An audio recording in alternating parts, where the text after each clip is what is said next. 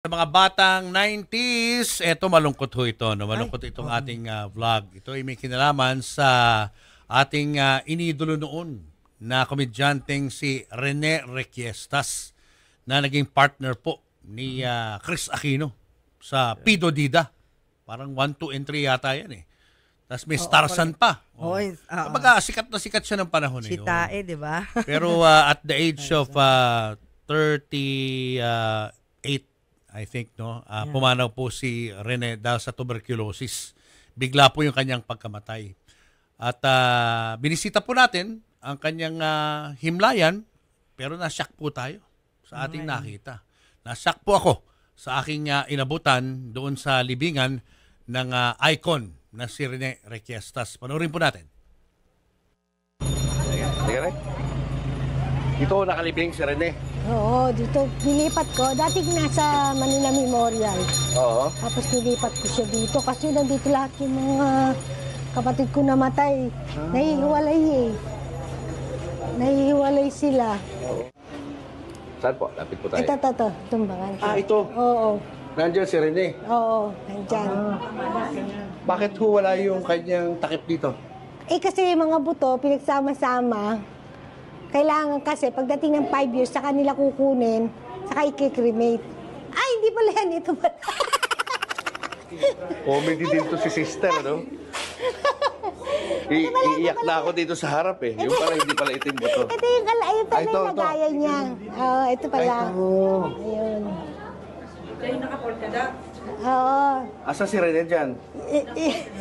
Sa polkadot sa Ha? buto. Ayan o. Ito to. Yan, dyan. Ito, nandyan ho. Dito sa plastic na to, Yes. ang mga buto. Oo, mga buto. Sama-sama na kasi Rene sila dyan. Requiestas. Nay, bakit hindi pa ako natatakpan ng simento? Kasi nilalagyan pa nila hanggat di napupuno. Oo. Parang sinasagad pa nila. Ba't ganun? Sana matakpan na agad sa lalong madaling panahon. Hindi, 2 ano na lang naman. Oo. 2 taon na, i-cremate na siya. Oo. Dito po talaga siya nilibing sa lugar na ito nung simula? Hindi, sa Manila Memorial. Sa may sukat. Oo. Eh kaso nalalayuan kami. Nandito kami sa Kainta, dito pa kami doon. Oo. Ginawa ko, kinuha ko na lang para isahan dalawan na lang. Oo. Sino-sino po mga nandyan? Ang nanay, tsaka ang tatay, tsaka siya. Oo. So, nung hinukay po yun, puro buto na lang ang natira? Oo, buto na sila. Ano hong plano? Bakit ganito? Hindi pa tinatakpan?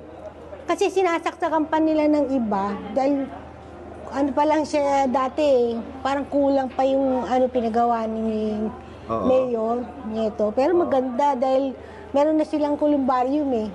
Pag na-cremate siya, ilalagay na lang sa urn tapos papasok sa columbarium. Hindi ko pwede pa-cremate na ngayon? Para habang ano pa? Ayaw nila eh. Sabi nila 5 years pa daw eh. 5 years ang kailangan? Oo. 2 years pa. Oo. So itong... Nakakulong siya. Kaya nga eh, naka-plastic lang si Nakakulong. Rene Requiestas ito. Ayan ho, ito. Ito, no? Sure kayo, Nay? Ito. yan. Itong plastic na ito, nandiyan yung mga labig niya.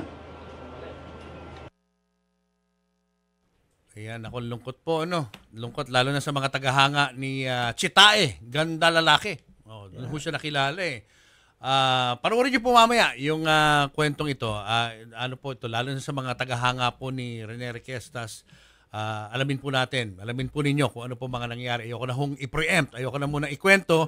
Mas maganda po mapanood nyo mamaya yung buong kwento ng buhay ni Rene Requiestas alas 6 ng gabi sa aking YouTube channel, Julius Babaw Unplugged. So ngayon pa lang ho, pwede na ho kayong mag-subscribe at mag-hit ng notif bell kapag gusto niyo pong mapanood itong vlog na ito. Siyempre, Rene Requiestas yan, komedyante yan. Icon yan, Icon in his own right. Marami siya napasayang tao, meron siyang body of work. Kaya he deserves a decent burial place.